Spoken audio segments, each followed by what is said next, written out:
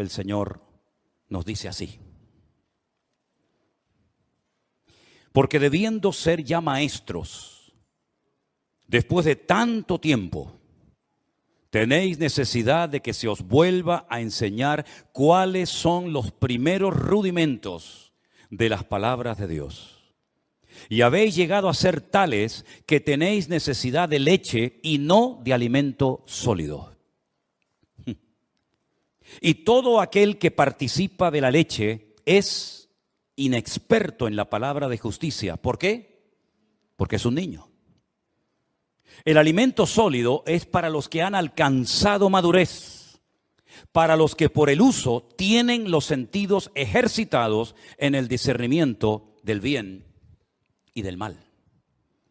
Como he dicho en otras ocasiones, estos hebreos, estos judíos que van a recibir esta carta por parte de quien la haya escrito, ya eran segunda o tercera generación, eran hijos de creyentes, eran personas que ya se suponía que tenían que estar a un cierto nivel, a una cierta estatura espiritualmente hablando.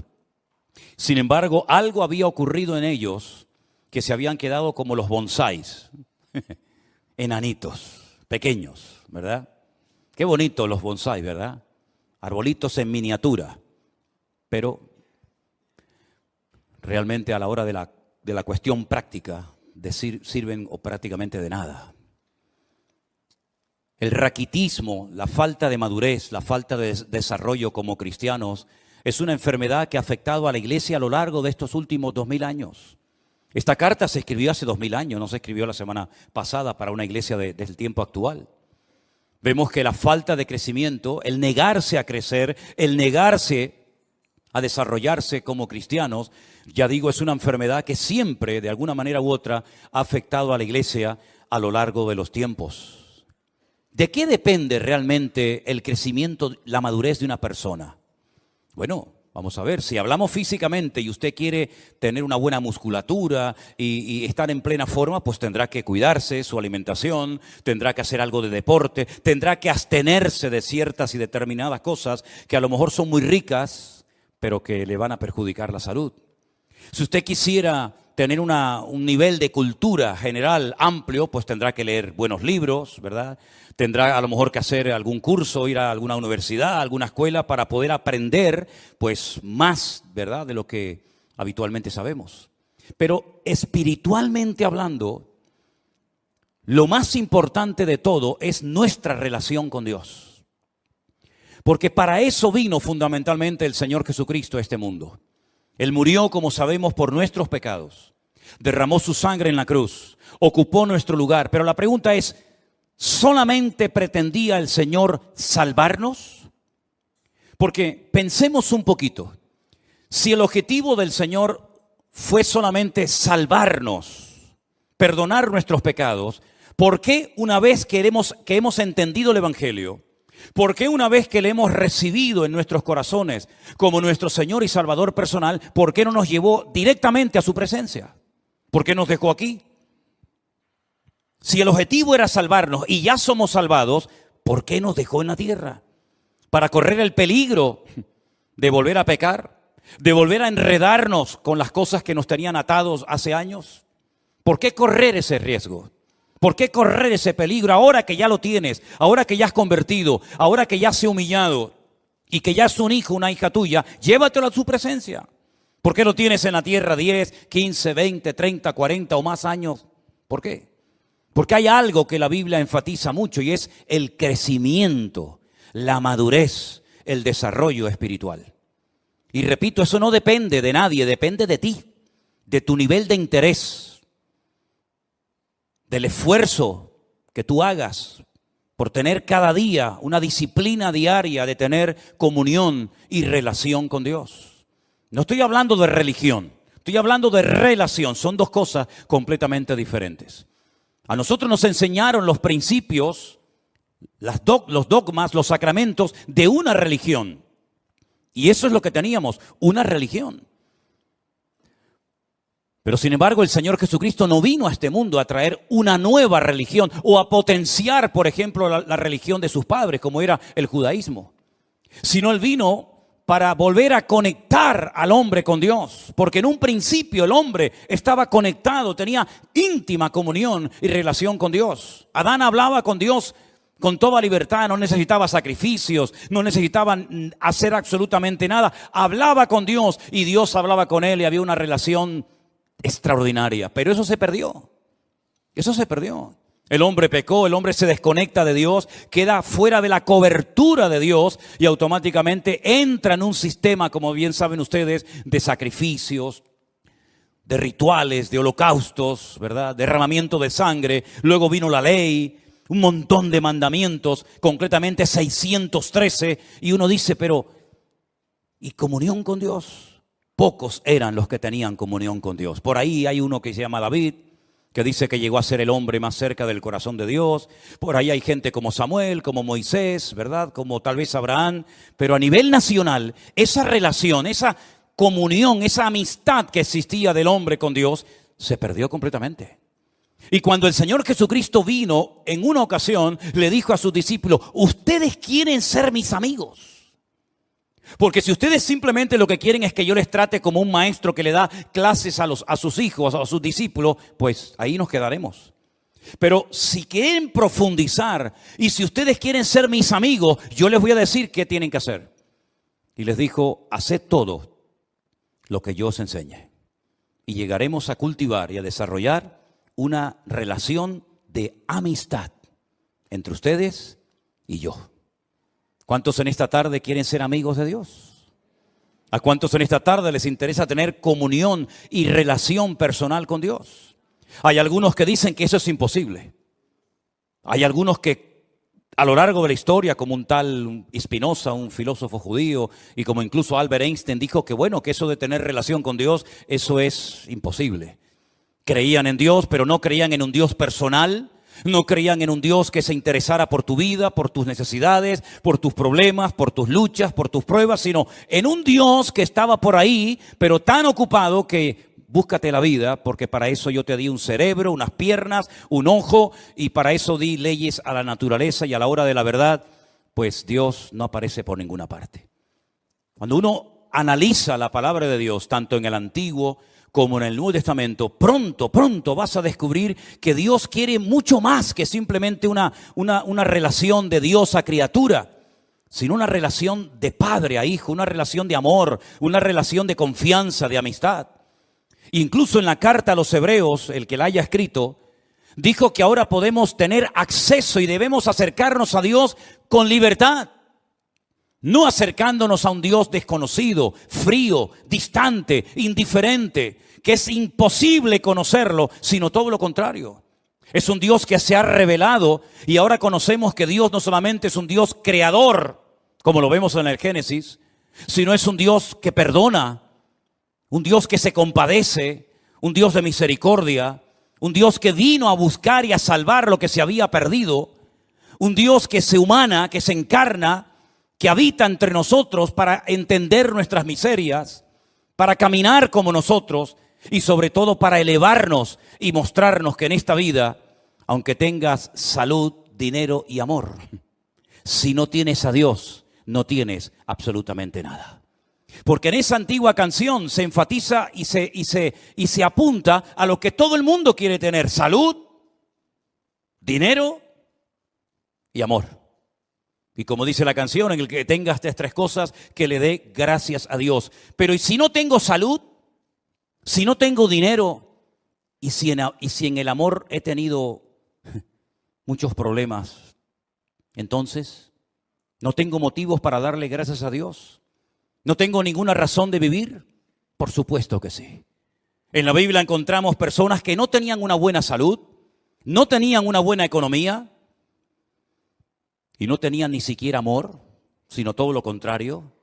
Y sin embargo tenían una relación y una amistad con Dios realmente extraordinaria. Y es que la vida no consiste solamente en tener salud, dinero y amor, sino el objetivo de la vida es tener comunión y relación con Dios. Y por eso Él dice: yo soy el camino, yo soy la verdad y yo soy también la vida. Y nadie va a ir al Padre sino solamente a través de mí. Es decir, no solamente Él nos muestra que quiere tener comunión con nosotros, sino nos enseña cómo puedo acercarme a Él a través de su sacrificio, a través de sus méritos. En ningún momento menciona la palabra religión, en ningún momento me da una lista, un decálogo como se le dio al pueblo de Israel en el Antiguo Testamento, sino que ahora dice, mira, te lo voy a poner más fácil todavía. Así como el pueblo de Israel se esforzaba y se esforzaba tratando de agradar a Dios y nunca lo consiguió porque a lo mejor eran demasiados mandamientos, yo voy a resumir todo eso en dos solamente. El primero y más importante, amarás al Señor tu Dios con toda tu alma, con todo tu corazón y con todas tus fuerzas. Y el segundo, y amarás al prójimo como a ti mismo. Si eres capaz de cumplir con estos dos mandamientos, has cumplido con toda la ley y con todos los profetas. ¿Cuántos dicen amén? Es decir, que vemos que insistentemente en cualquier generación que busques, en cualquier libro, a través de la escritura de cualquier profeta, vas a encontrar que la meta, el objetivo, el anhelo de Dios es volver a tener comunión con el hombre. Y hace todo lo que está a su alcance para ponerse a su nivel y para enseñarle que el hombre si quiere, puede volver a tener comunión y relación con Dios. Tu salud espiritual depende del nivel de relación y de comunión que tengas con Dios. Amén, hermanos. En segundo lugar, si tienes relación y comunión con Dios, vas a anhelar, vas a querer. El Espíritu Santo que mora, que vive en tu corazón, te va a impulsar a las Escrituras, al manual de instrucciones, a través del cual vas a descubrir el corazón de Dios. Te vas a dar cuenta qué es lo que a Él le agrada, qué es lo que Él espera de ti, cuál es el propósito de tu existencia. Y entonces te vas a dar cuenta de que necesitas tener conocimiento de la Biblia, conocimiento de las Sagradas Escrituras, relación con Dios, conocimiento de las Sagradas Escrituras, para que pueda conocer en todo momento las instrucciones del Creador, el diseño, los planes de Dios para mi matrimonio, para mi familia, para mi vida personal, para mis negocios, para la vida de mis hijos, de mis nietos, etcétera, etcétera. Y no vayas por la vida inventándote cosas que Dios nunca le pidió a nadie que hiciera.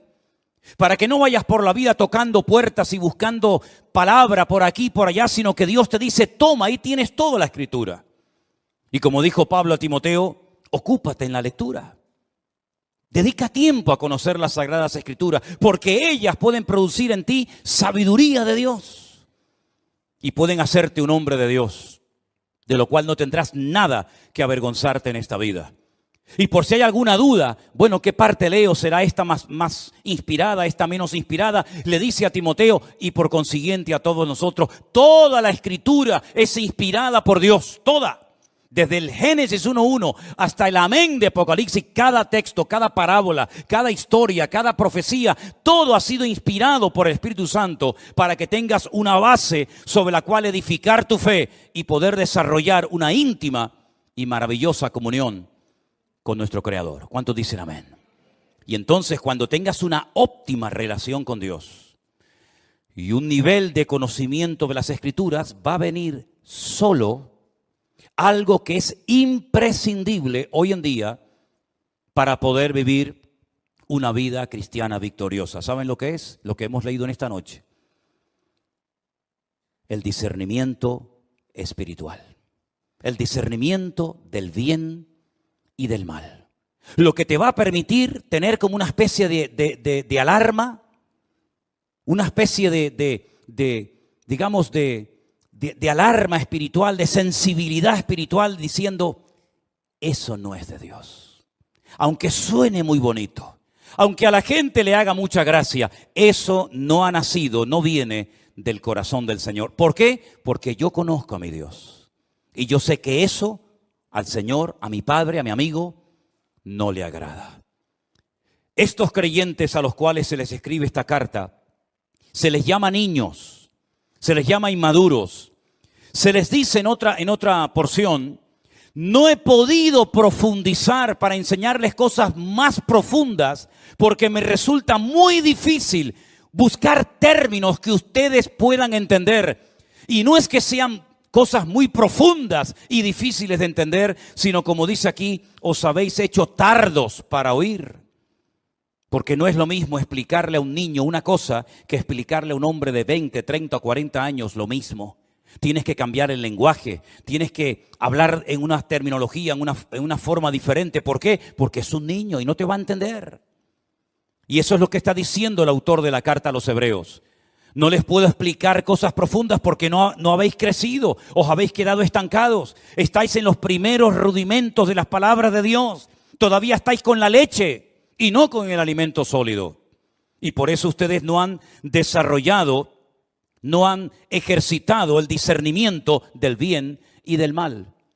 Si ustedes recuerdan el mensaje que di hace unos domingos atrás acerca de la muerte de 2 hijos del sacerdote Aarón, dice la Biblia que a partir de ese momento se les dijo a los sacerdotes del Antiguo Testamento que no entraran bajo los efectos del alcohol para que no les pasara lo mismo que les pasó a sus hijos. Pero añade a continuación, y para que en todo momento seáis capaces de discernir entre el bien y el mal, entre lo que es inmundo de lo que es puro o limpio. En otras palabras, ser cristiano no significa perder la razón, sino todo lo contrario, es recuperar la razón, el sentido, el equilibrio de las cosas.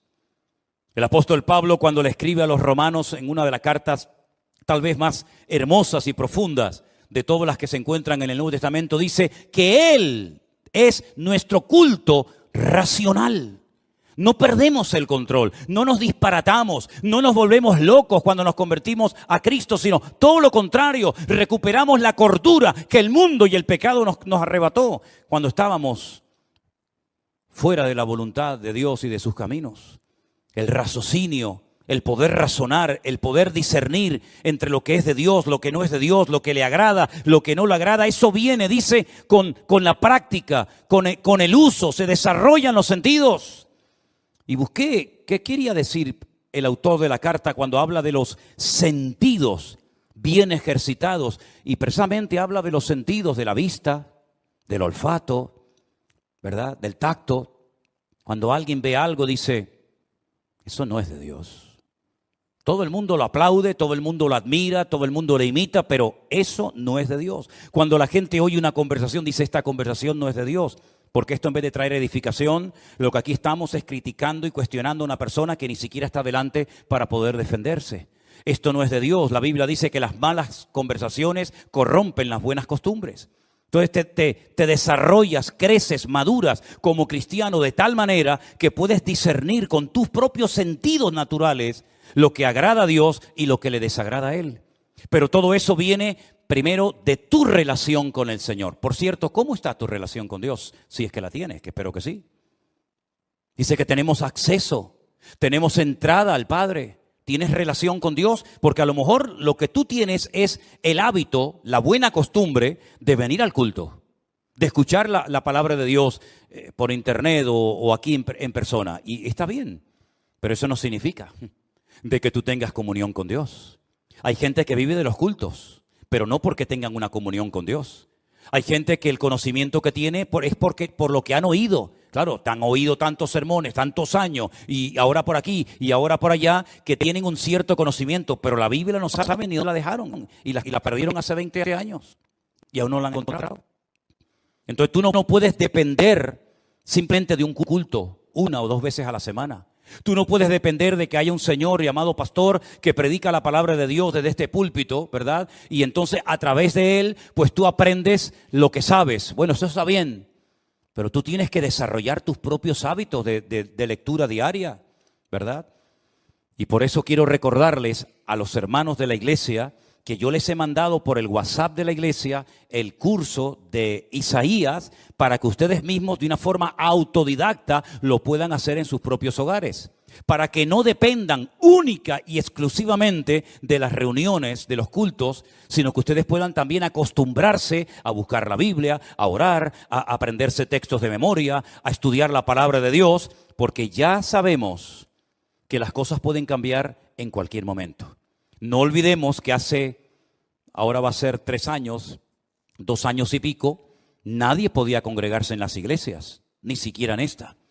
Y todos estuvimos durante meses encerrados en nuestras casas. Y fue un tiempo maravilloso que el Señor le dio a miles, por no decir millones, de cristianos para que por fin no tuvieran la excusa de decir: es que trabajamos tanto, es que no tengo tiempo para leer y estudiar la Biblia. Pues el Señor te tomó la palabra y le dio tiempo más que suficiente a miles de cristianos para que por primera vez en su vida pudieran tomarse en serio el leer todos los días, como comes todos los días, pues que comas de la palabra de Dios para alimentar tu alma y tu comunión y relación con el Señor.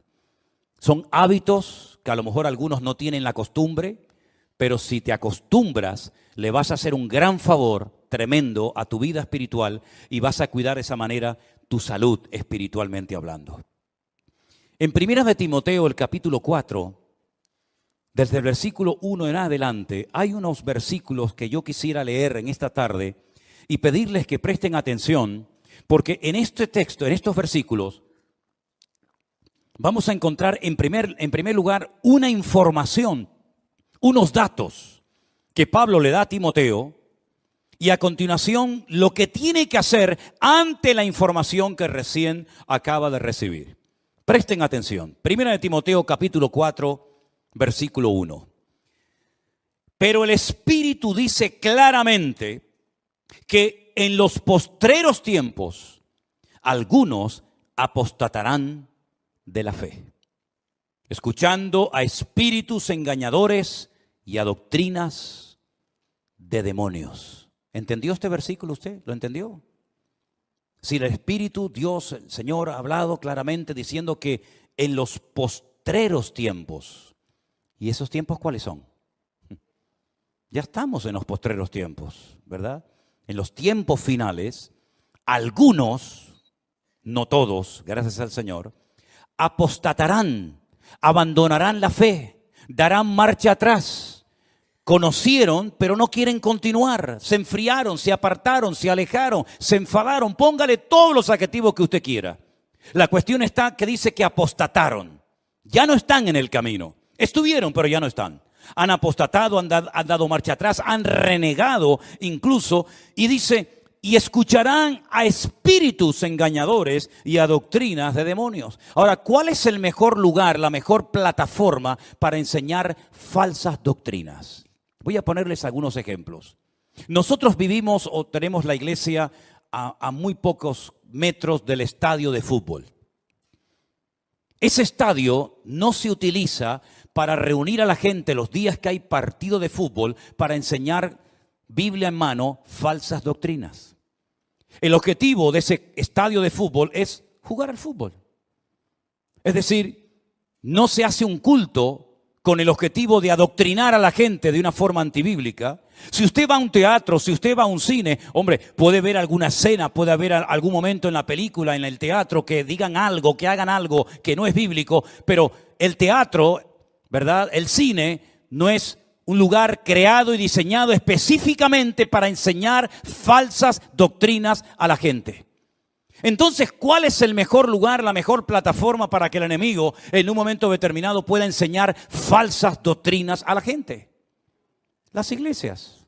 Porque en las iglesias lo que se estudia es la Biblia. No venimos aquí a jugar al fútbol. No venimos aquí como una pasarela para lucir ropitas. No venimos aquí para pasar el tiempo ni para estar un rato entretenido viendo una obra de teatro o una película o un acto cualquiera que sea. Venimos aquí supuestamente para alabar a Dios, ¿sí? Y para aprender de su palabra. Luego, las iglesias, si no tienen el discernimiento espiritual suficiente, es el lugar idóneo para que las personas que vienen con su corazón abierto y con ganas de aprender y con ganas de conocer de Dios, en un momento determinado puedan ser engañadas, seducidas y manipuladas con falsas doctrinas. ¿A quién es más fácil engañar? ¿Al que tiene un alto conocimiento bíblico o a una persona que es ignorante de las Sagradas Escrituras? ¿Cuál ha sido el gran problema de miles de cristianos en los últimos años? Que ya no leen la Biblia. Ya no leen la Biblia. E incluso esa costumbre con la cual yo me crié, que todo el mundo venía a la iglesia con la Biblia, ya se ha perdido. Pocos son. Miren esta tarde, por ejemplo, a su alrededor y miren cuánta gente viene como algo normal, ¿verdad? Como llevas las llaves del coche o como llevas la documentación. ¿Y la Biblia dónde está? No, no pasa nada, nos ponen ahí una pantalla y ahí la leemos, incluso algunos, bueno, con el teléfono, vale, venga, de acuerdo, venga, con el teléfono, pero algunos ni eso. Ya esa costumbre se perdió. ¿Cómo puede usted comprobar si lo que estamos poniendo en la pantalla, si lo que yo estoy compartiendo es bíblico o es antibíblico? ¿Cómo lo puede saber usted? Primero, no dedica tiempo a escudriñar la palabra, no tiene un conocimiento de la Escritura, viene aquí, oye a un señor que tal vez no conoce de nada o que le une una cierta amistad o familiaridad, ¿verdad? Y entonces usted se fía. Cuidado, cuidado. Nunca mezcle la amistad y el favoritismo y ni siquiera aspectos familiares con el hecho de tener cuidado a la hora de qué me están enseñando, qué me están a mí instruyendo. Qué bueno sería que los padres que acaban de mandar a sus hijos ahora a las clases de la escuela dominical le preguntaran, espero que lo hayan hecho en algún momento, digo yo. Oye, una pregunta, ¿qué le están enseñando a mi hija en la clase esa donde está ahora? ¿Qué le están enseñando a mi hijo? ¿Puedo entrar a la clase para ver cómo es la clase donde mi hijo está? ¿Quién es la persona que le está enseñando Biblia a mi hijo? ¿Es usted? ¿Es usted, hermano o hermana? Informarse, saber en todo momento. ¿Por qué? Porque la Biblia advierte de que en los últimos tiempos vendrían engañadores y se enseñarían falsas doctrinas. Y yo pregunto, ¿tienen noticia o les ha llegado a los oídos de que esto ya es un hecho en el pueblo cristiano hoy en día? ¿O esto es algo que todavía no hemos visto en la cristiandad? Han proliferado por todas partes las falsas doctrinas, las falsas enseñanzas. ¿Cuántas personas se han unido a la iglesia virtual y cuando nos cuentan lo que les enseñaban, cuando nos cuentan lo que les decían en sus iglesias, que había que pagar un dinero por no sé qué, que había que darle dinero a no sé cuánto, que había que hacer esto y aquello? Yo digo, ¿pero quién les ha enseñado a ustedes todas esas disparates y barbaridades? Bueno, el pastor, por el pastor ni que fuera Dios el pastor. El pastor tendrá que pasar por el filtro de la palabra. ¿O qué pasa? ¿Que el pastor tiene licencia para enseñar y para hacer lo que le da la gana en la iglesia y todo el mundo tiene que decir amén? ¿Pero esto qué es?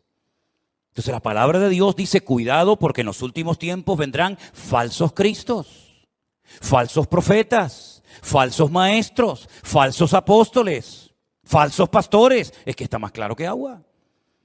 Y por la hipocresía de mentirosos que tendrán cauterizada la conciencia, dice aquí, mire esto, qué cosa tan sorprendente, ¿le suena esto? En los últimos tiempos habría religiones, habría grupos religiosos que prohibirían casarse. ¿A mí esto me suena? ¿A usted no? Hola. ¿Estáis ahí o no? A lo mejor se quedan dormidos, yo no me di ni cuenta. Prohibirán casarse. ¿Y a quién se le prohíbe casarse en esta iglesia? A nadie. Si no se casa es porque a lo mejor no está en el grupo de los desesperados o desesperadas y no ha aparecido su príncipe azul, verde o morado o amarillo, pero no porque no le falten las ganas, ¿verdad? Pero es que dice la Biblia que en los últimos tiempos habrán grupos que prohibirán casarse. Como si el matrimonio fuera algo malo. Prohibirán casarse. Mandarán abstenerse de alimentos. ¿De qué alimentos tenemos que abstenernos los cristianos hoy en día? ¿Acaso se enseña en esta iglesia, cuidado, no coma mucha fruta, cuidado, no coma mucha carne? Bueno, por ahí salió hace poco un ministro diciendo que no había que comer tanta carne. Cara más dura. Prohibirán casarse. Sin embargo, dice la Biblia que Dios creó todas esas cosas para que con acción de gracias participaran los creyentes, los que han conocido la verdad. Porque todo lo que Dios creó es bueno y nada es de desecharse si se toma con acción de gracias. Entonces hay millones de personas que aceptan que una persona que quiere servir al Señor no se puede casar. Y lo aceptan. ¿Dónde enseñó eso el Señor?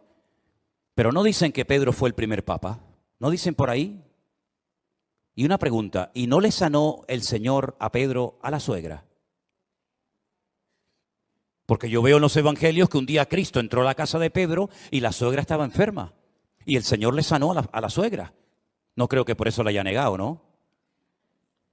Pero si tenía suegra, es porque estaba casado. Pero no era el primer papa. En fin, aquí algo falla, ¿no?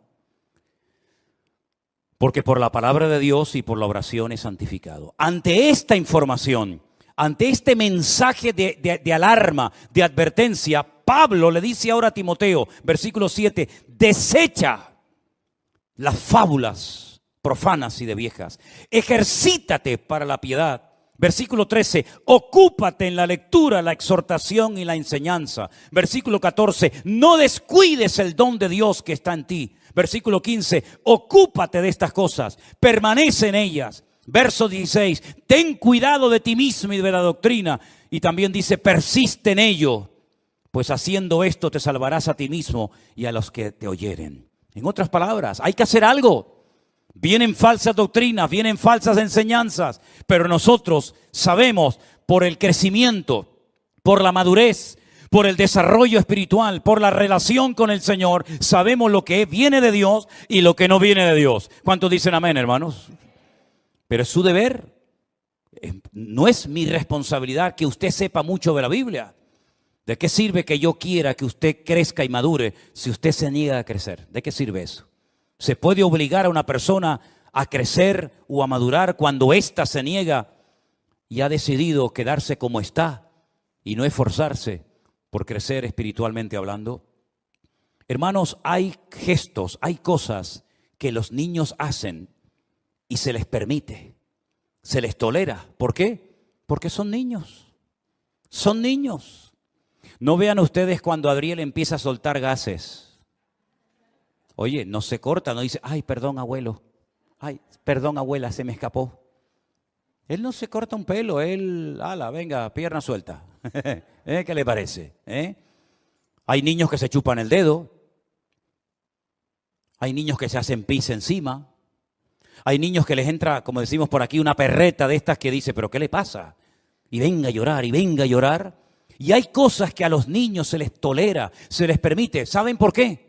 Porque son niños y se comportan como niños. Pero ahora usted imagínese ver a nuestro hermano Jair, mientras yo predico, chupándose el dedo. Nuestra hermana Marcela haciéndose sus necesidades encima. Nuestra hermana Cruzita con la chupa en la boca. El otro, y yo digo, ¿pero esto qué es? ¿Esto qué es?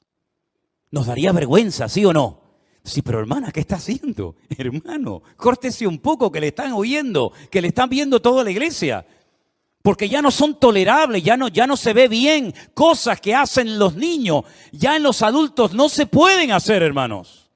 Pero es que espiritualmente pasa lo mismo. Cuando una persona empieza, cuando una persona no tiene conocimiento bíblico, cuando una persona está dando los primeros pasos, a veces cuenta cosas, a veces comparte cosas en el Facebook, a veces pone cada fotografía, a veces hace cada comentario que tú dices, es que es normal, es que es lógico. Es lógico porque, claro, se lleva 4 días en los caminos del Señor, es normal que todavía haga cosas que...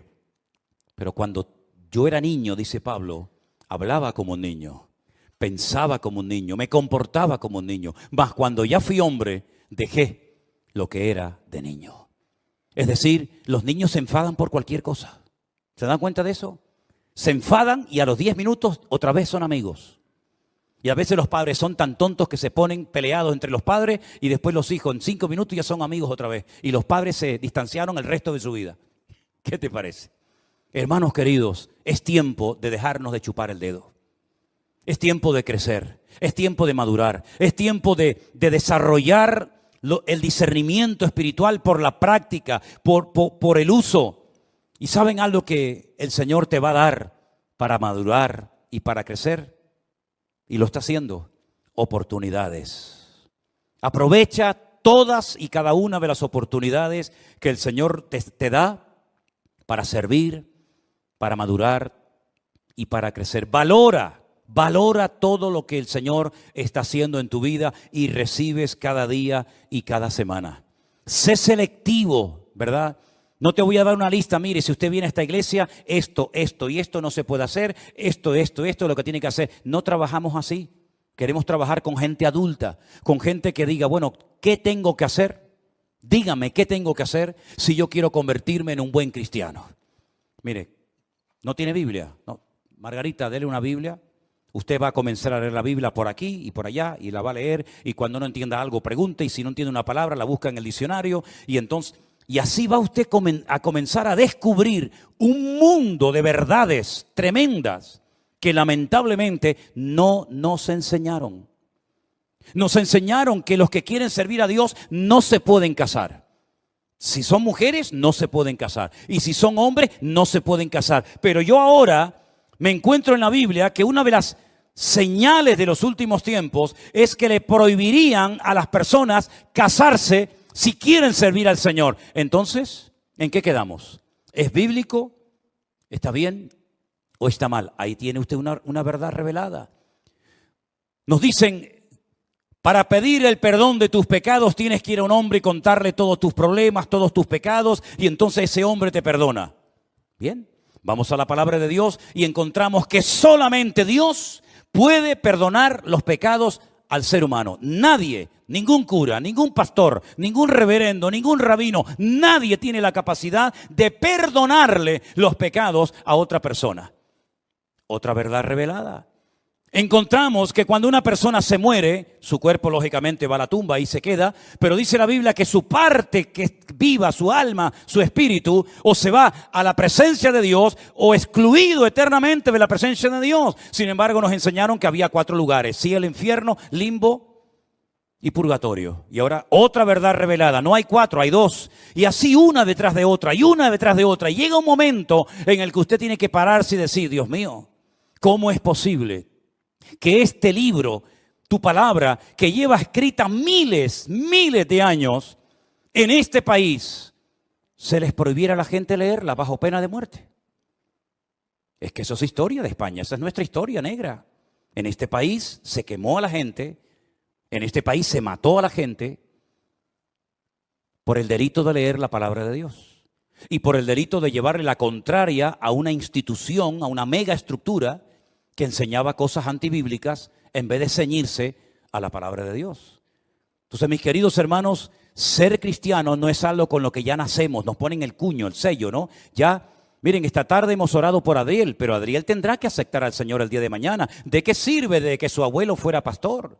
¿De qué sirve de que sus padres se han convertido? ¿De qué sirve que haya nacido en el seno de una iglesia donde en poco tiempo estará jugando con los niños y asistiendo a la escuela dominical y participará de los campamentos si el Señor lo permite, ¿verdad? ¿De qué sirve todo eso si él no desarrolla, si sus padres no le inculcan la importancia de lo que yo estoy enseñando? Relación con Dios, conocimiento de las Escrituras para poder llegar a un nivel de poder discernir entre el bien y el mal. ¿De qué sirve todo eso? Teoría, teoría y teoría.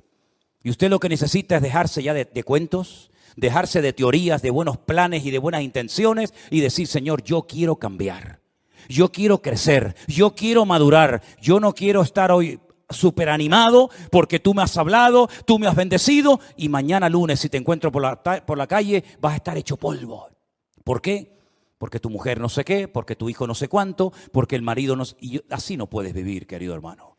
Tú tienes que aprender a tener una madurez, una estabilidad y una firmeza, y eso es posible conseguirlo en la vida. Si no fuera posible, yo te estoy tomando el pelo. Pero te estoy enseñando verdades bíblicas para que tú madures y no dependas de mí. No dependas de la iglesia, no dependas de los cultos, sino dependas única y exclusivamente de tu comunión y de tu relación con tu Dios y con tu Señor. ¿Cuántos dicen amén? Cierra tus ojos ahí donde estás y pídele al Señor con todo tu corazón, si así lo deseas: Señor, entra en mi vida y cámbiame, Dios mío. Yo quiero crecer. Yo quiero madurar, yo quiero tener comunión y relación contigo. Si hubiera alguna persona ahí en su casa, en el sitio donde estás en este momento siguiendo este culto, y tú quieres recibir al Señor Jesucristo como tu Señor y Salvador personal, para comenzar. Good afternoon, my dear brothers. May the Lord bless you very, very much, very richly. I greet you from the beautiful city of Cuenca. Here we are in a campsite in a really beautiful place. And I currently have it 7 in the afternoon here on the Iberian Peninsula. 6 o'clock in the evening on the Canary Islands. Well, each one of you can check the time you have in your respective countries. It is a pleasure to be live with every one of you in this online pastor. I repeat, from the city of Cuenca. We have received, as always, a great many questions, mostly from the Bible, and that makes me very happy because here, as we have said on many occasions, that it's all about getting people to study the Bible, to read the Word of God, and logically, when one goes into the words on the page, into the Word of God, as you go, questions arise, and here we are, with the Lord's help, as every week, to respond to each and every one of the questions we have received. If you don't mind, I'll ask all of those who are already connected that we join in prayer and ask for the blessing of the Lord to direct and use this program, and so that all of us will be edified, and the Spirit of God, the Holy Spirit, to enlighten us and give us the wisdom needed to be able to give answer to the questions that you have sent to us in these days. We pray to the Lord. Blessed Heavenly Father, thank you. Thank you wholeheartedly because of how good you are, for how faithful you are being to us, Lord. Thank you for this new opportunity you give us to be able to come into contact with so many brothers and sisters from many parts of the world who have the desire to learn from you and your word. Enlighten us, O Lord. Give us wisdom from above so that we can answer and clarify the doubts that your children have about certain passages and texts of your word. We put this time in your hands, direct it, and let it be of a blessing in the sovereign name and blessed of Jesus. Amen and amen. I would first like to thank all brothers and sisters, to all of you who are praying for us and who tell us that they are doing it so that the Lord, this first journey of missionary work, that we are doing well to protect us, to use. And I want to tell you, for the peace of mind for all of you, and as testimony that this is exactly what is happening. God is watching over us. He's blessing us. He's using us, and we are very, very grateful for the number of brethren in our virtual church that we are getting to know for some time now, that we are going from village to village, from town to town, from province to province, meeting many brothers. Yesterday evening, Sunday, we had in the morning the opportunity to meet for the first time, and also among them a group of beautiful sisters in the city of Valencia. And apart from that, later in the afternoon, we were sharing via the internet the word in direct, so that all brothers and sisters of our church in Santa Cruz de Tenerife and anywhere in the world who was connected, so that they could listen to the live message. If you like, we will start to respond and share the word of God with you. All there are, or still are, unfortunately, congregations, ministries that continue teaching something that from the point of view of a biblical view of the word of God is real heresy, a real barbarity to say to the children of God, washed by the blood of Jesus Christ, bought with the price of blood, who have yet to repent or ask forgiveness for those sins of which the Lord forgave them a very, very long time ago. So that if anyone is in Christ, a new creature is. The old things passed, and here everything is made new. Still, in some congregations, in some ministries, they're celebrating meetings, celebrating services, gatherings, where they tell those who are bought and redeemed by the precious blood of Jesus Christ, whose names are inscribed in the book of life, that they have yet to apologize for some sin of their ancestors, or free themselves from some demon that is still out there tormenting us, or curses of the past. What a nonsense. What an insult to the work of Christ. What an insult to the perfect and marvelous work of Christ. When he died for us on the cross of Calvary 2,000 years ago, he forgave us, or he did not forgive us. We are either new creatures or we are not new creatures. We are born again, passed from death to life, or we are still dragging curses from the past. When the Word of God says that our Lord Jesus Christ became cursed for us, so that we inherit blessing always, or almost always, they go to the famous text of Exodus chapter 20, where it says that God visits the wickedness of the parents of the children up to the third and fourth generation. And here they stop, and here they stop, and mutilate the biblical text and manipulate the word of God and therefore to the church. Keep reading, please. Those who teach and share these barbarities. God visits evil on children up to the third and fourth generation of those who hate me, not of children of God. 1,000 generations shall be blessed of the just. You hate God, therefore it is not for you. If you love God, those who love God, all things help them to be well. Do not pay attention, nor be afraid, nor be fooled or manipulated by whoever they are, whatever the name of the pastor or apostle, because of course that's another one nowadays. He who is not an apostle is nothing, or is worthless because it has been in fashion lately. Oh well, for some time now. The issue of the apostle, in short, I never get tired of saying that the Bible is our manual of instructions, and that here of what it is about, obedience and believing God. Methods and fashions come and go. In its time it was Argentina, then they went to Toronto, then to Korea, then to Pensacola, then to Colombia, and then to I don't know what country next, but I think it's quite clear that the Lord Jesus Christ says that he who is in Christ is new. You do not have to apologize to the Lord for the sins of your father, nor of your grandfather, your great-grandfather, or your great-great-grandfather, nor of your ancestors. Your life and your relationship with God is personal. And the children shall not bear the sins of parents, and parents will not bear the sins of the children. No more teaching lies, no more extracting texts and misrepresenting them and distressing people, and to make them live in fear and slavery, instead of in the glorious freedom of the children of the Lord. We are free so that if anyone who is in Christ a new creature is, all things passed away, and here everything is new. Fact, whether you believe it or not, that is so, or not so, or that it is necessary to add something more. Therefore, my dear brothers and sisters, who have the misfortune of being under these ministries in those congregations where they infuse terror, where they instill fear, and something else, another thing I would also like to see mentioned. As these meetings, as these congresses, as these conventions, you must first go to the checkout. The corresponding offering has to be given, or the respective tithe must be agreed upon. I don't know with whom, the apostle, the prophet, or who knows with whom. Let's read more of God's word.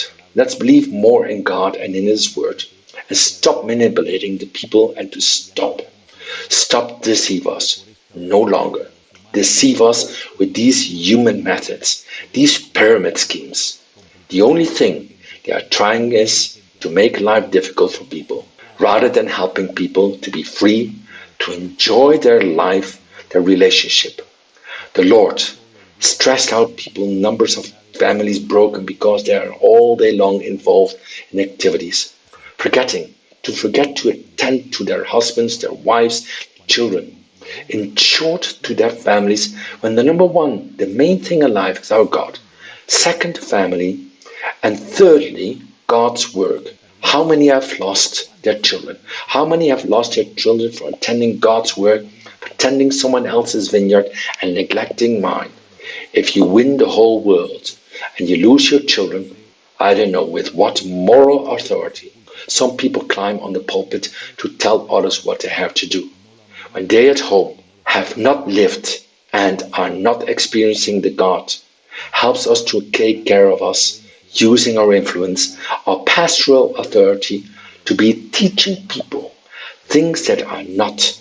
Thus, the born-again believer is not dragging any curse.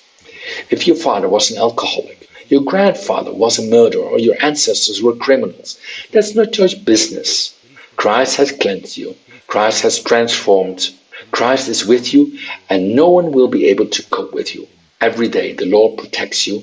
The Lord takes care of you, and the blessing of God and the good things will follow you all the days of your life. What they teach you outside of this, if it's not in the Bible, don't believe it, don't practice it, and do not be part and support this type of teaching that is totally unbiblical. Not to say real heresies. In the past, Protestants spoke of the heresies they committed in other groups. Religious people today, which seem unbelievable in many evangelical circles, they teach and practice real barbarities and heresies, and even some practices almost seem like witchcraft, more than psychology, and systems of the world that have nothing to do with the gospel of the Lord Jesus Christ. Well, there's that.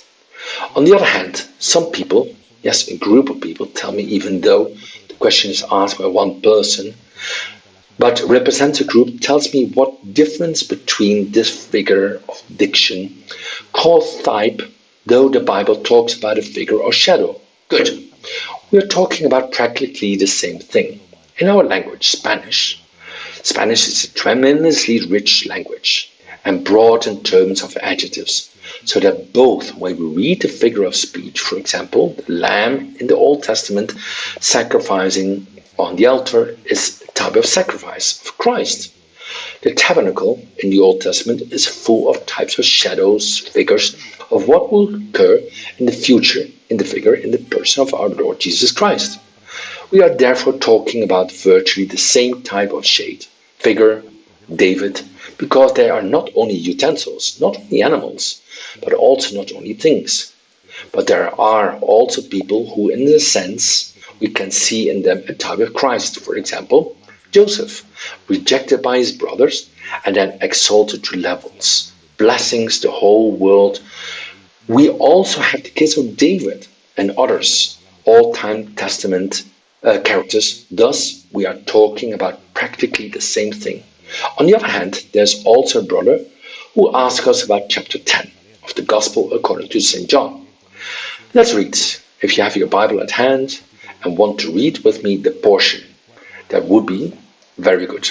Open your Bible in John chapter 10, from verse 34 onward. It says, Jesus answered them, even though we would have to read from 33. The disciples said to him, but the Jews answered him, saying, for a good work we do not stone you, but for blasphemy. And because you being a man make yourself God. And Jesus answered them, is it not written in your law, I said you are gods? And if he called them gods, to whom the word of a God came, and the scripture cannot be broken. Do you say of him whom the Father sanctified and sent into the world, you are blaspheming? Because I said I'm the Son of God. If I don't do the works of my Father, don't believe me. But if I do, though you don't believe me, believe in the works, that you may know and believe that the Father is in me and I'm in the Father. Here now, there's something that perhaps is priority in the Bible. In Spanish, is not appreciated. The Lord Jesus Christ is quoting Psalm 82, verse 1, where it says, the word of the Lord God is in the meeting of the gods, in the midst of the gods judge. And of course, one says, but yes, there's only one God, because the Bible says that God is sitting in the meeting of the gods. The word that is used there is in the original text, the word Elohim. Elohim, that's the name that God receives in the first verse of the Bible, Genesis 1.1. Says in the beginning, God created the heavens and the earth. Bereshit, Yara, Elohim. Through this, the first name that appears in the Bible that makes reference to God is Elohim. But it's a term. It's an all-purpose word, the Ten Commandments. When it says, no, you will have strange God before you. You will have no strange God before me. The same word, Elohim, appears. It is to say that the word or the term to talk about God, the living and true God, in that it is one. One is used. In Exodus chapter 20, to talk about God, images, false gods, those who worship people or some people, and also in Psalm 82 verse 1, to make reference to be judges. In that case, they are referred to as Elohim. because they exercise justice, which is a characteristic of our God. Because of that, the Lord Jesus Christ, what he is saying to the Jews is that in the law, or in the Word of God, it says God are judges. You are true. It is not that there are gods. There's only one God, and to him only we worship, honor, and serve. Truly, that is what meant by the word that is used, Elohim. And it is, I repeat, a multi-purpose term that can be used for different things depending on the context.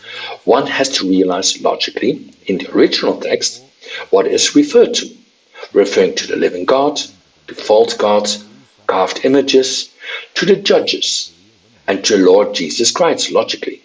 Knowing this text, he uses it to say to the Jews, well, I said, I am a son of God, and you have nothing against me for saying such a thing. Because in the law, it says, you are gods too. There's a play on words, let's say a little shaking up the consciences of religious people of the time, that religious people seem to know a lot, but when push comes to shove, they knew little or nothing. Well, there's one person reading Psalm 45. Well, let's go to Psalm. He says, or rather ask, whether in that psalm a reference is made to Mary. Well, you have to have a lot of imagination. Believe me, it takes a lot of imagination and forcing it a lot, this text, to say what is not said in order to teach, what is not taught in Psalm 45, entitled, A Song from the King's Wedding Feast to the Main Musician, is more than a deep learning. As it says here, is a song, that it is sung at weddings. It is not making a reference at any point in time in any of the passages. In no passage of the scripture a reference is being made to Mary, the mother of our Lord Jesus Christ. In absolute, not even the queen who's mentioned here. Mary, because although men have called Mary the Queen of Heaven, in the Bible no such title appears for Mary. Mary at any point in the scripture is mentioned. Is named as the Queen, the who sits at the right hand of God the Father. That's hearsay. That's hearsay. That's what it is. It's barbaric. It's absurd. He who sits at the right hand of God the Father is our Lord Jesus Christ. That is he who sits at the right hand of the Father. That's what the Bible says. Not Mary, of course. I know that it has been thought that Mary is at the right hand of God, the Father, but that is not in the Bible. That is invented by man, that of the Queen of Heaven. It is a title that man have given to Mary, but has not been given by God in his word at all. Therefore, Psalm 45 is a song which was sung at weddings and was referred to King's wedding, but at no point does Mary appear anywhere, nor her legacy, and in no way, and I want to make this clear, Mary is recognized as queen, queen of nothing, neither queen nor princess, a powerful and precious instrument in the hands of the Lord, an exemplary woman without a doubt, worthy of imitation, of obedience, of submission, of how she gives her body so that the Messiah can be born of her. But she was already rejoicing in her Savior, because he was a sinner. Yes. She was a sinner because inasmuch as all sinned, including Mary, including men and women, because all have sinned and all are destitute of the glory of the Lord. She also needed to receive the forgiveness for her sins. I know that this shocks.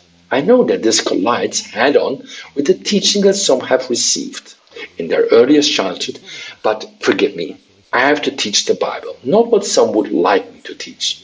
Therefore, neither Mary is a queen in the Bible, and Mary is not sitting at the right hand of God, the Father. And Psalm 45 makes no reference whatsoever to Mary. It's but a chant that is sang at weddings, right? To King David, to King Solomon, but in no way, at no time, at any time, would love in any case that wonderful washed and bought by the blood of the bridegroom of Jesus Christ is the church. The church is always treated in a female gender. My beloved girlfriend, my wife. But Mary has to be part of the body of Christ, part of the church. She's not oblivious to all that God has already done, all that God demands, because like any human being, no matter how saint, how good, how submitted to the will of God, she was neitherly exactly like Peter, like Thomas, like Abraham, Moses, David, Solomon, etc. A Savior, and also the Lord Jesus Christ, his Son, died on the cross for her because she too needed to be redeemed like all human beings. And this does not detract from, takes nothing away from Mary or her importance, because it has or detracts no value that it has, but simply places the biblical characters, Mary, Moses, or whoever in the rightful place. And the Lord your God you shall worship, and him you will only serve. And all that I am, teaching contrast you with the Bible. And if it is the Bible, my friend, there's nothing to question. We say amen. And obey God. And if it's not Bible, then do not pay any attention to it, because we only obey and submit to what the Word of God says, and also, of course, to what they teach and say, men, as long as they are subject to the Bible, the Word of God, and not contradict the Word of God. Well, on the other hand, there's a person who says that when those who are never asked burnt offerings and sacrifices to the sons of Israel, but it says, but then I see in the Pentateuch, in the law, that yes, they were asked. Well, they were asked. Later, when they came out of Egypt, they were not asked, the children of God, any kind of slaughter. They crossed the Red Sea, and 50 days later, at the famous fast of Pentecost, when 50 days later at Mount Sinai, when Moses gave to the people of Israel the law, the Ten Commandments, the Torah, and there the Lord does stipulate a series of sacrifice and offerings that will later be carried out in the tabernacle and later in the temple. But when they left Egypt, they did not, absolutely nothing was asked of them. Therefore, there is no contradiction. The Lord did not ask for offerings, did not ask for sacrifice, did not ask for expenses when they leave Egypt. It was later that all that was established and was perfectly recorded in the first 5 books of the Bible. Okay, when Moses comes down from the Mount Sinai and then delivers the law to the people of Israel, logically, nowadays not even the people of Israel can present sacrifice, because the only place where sacrifices could be presented was in the tabernacle or in the temple of Jerusalem, and there's neither one nor the other. Another 2,000 years, the Jews, the religious Jews, haven't been able to offer victims, sacrifice, holocaust of animals. And then I wondered at one occasion, a person, how do they believe their sins to be forgiven?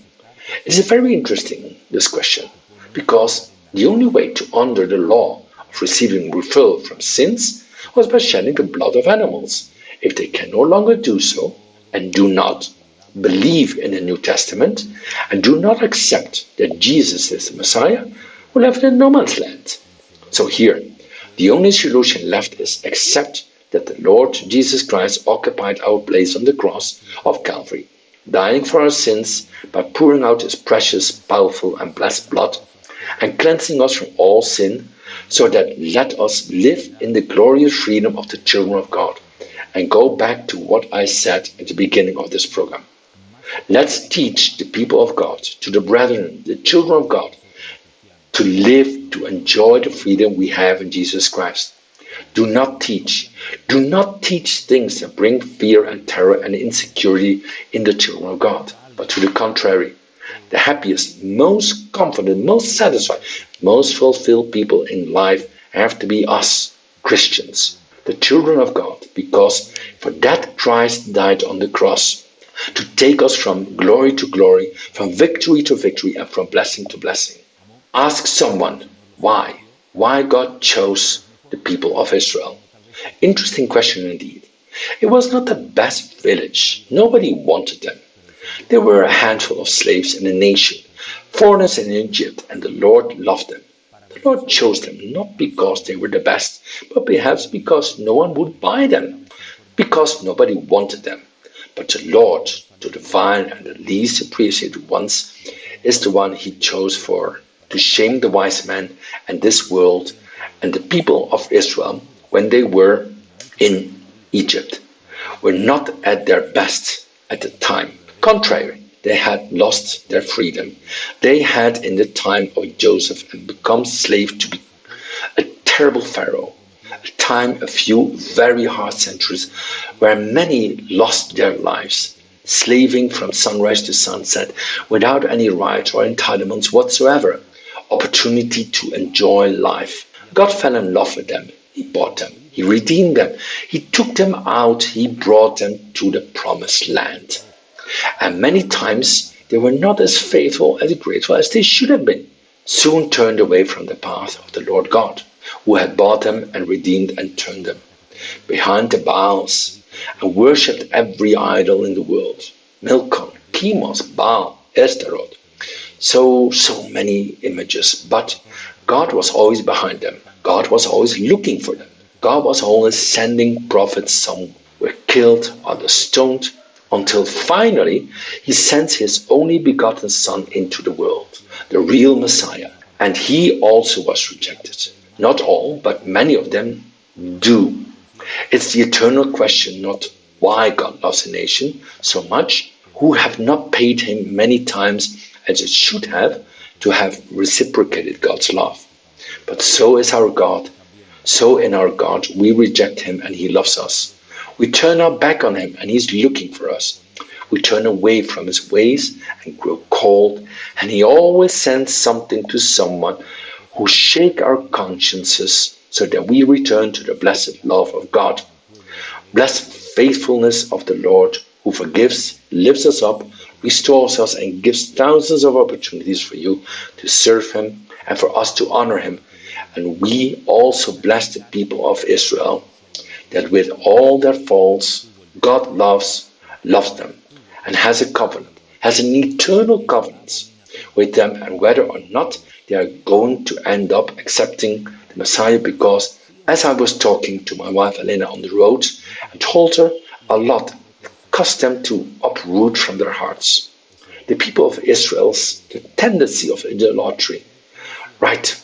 But the destruction of Jerusalem, the destruction of its walls, the temple, 70 years in captivity in Babylon, the tendency towards idolatry was cut off, that the Israelites had for centuries, and in the end had to recognize that idolatry is an abomination in the sight of God. Well then, someday Israel will recognize, believe me, and many will see, Israel will recognize that Jesus Christ is the King of Kings and the Lord of Lords, and they will in the end recognize him and ask for forgiveness, and will watch and mourn that they crucified and rejected the true Messiah. But the Lord will have mercy on them, as he always had and always will have, and will forgive them, and they will recognize that Jesus is the true Messiah. We wait that glorious day. Blessed be God. We have a question from a brother from Argentina, and he says the following. We are doing a course in theology at the International Faculty of Theological Education, and they have taught us that the Holy Spirit is a person, because he teaches, because he testifies, because he speaks, because he sends workers, because he allows things, because he appoints leaders, etc., etc. You can be lied to, you can be tempted. What is your opinion? Because on one occasion, I remember this one brother, Mario from Argentina, I said that the Holy Spirit, more than a person, what I said, and I repeat and I reiterate, that the Holy Spirit is God. It is true that the Holy Spirit hears, the Holy Spirit feels, the Holy Spirit does many things that resemble things that human beings do. But for me, the Holy Spirit is not a person. I am a person. I breathe, speak, feel, walk, can be sad, can be pleased. Right, but to compare the Holy Spirit and say he is plain and simply a person, it seems to me that is not being clear. And it doesn't matter if you study at the Faculty of Theology of wherever, the Holy Spirit is, according to the Bible, God.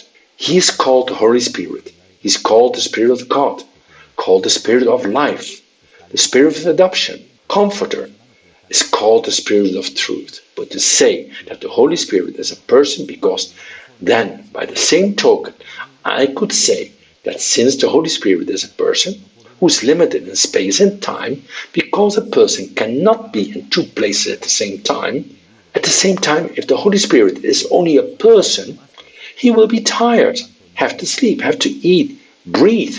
Therefore, we cannot say that the Holy Spirit is a person, because he feels, because he speaks, because it names, as you say here, leaders. But also, a person does much more than that.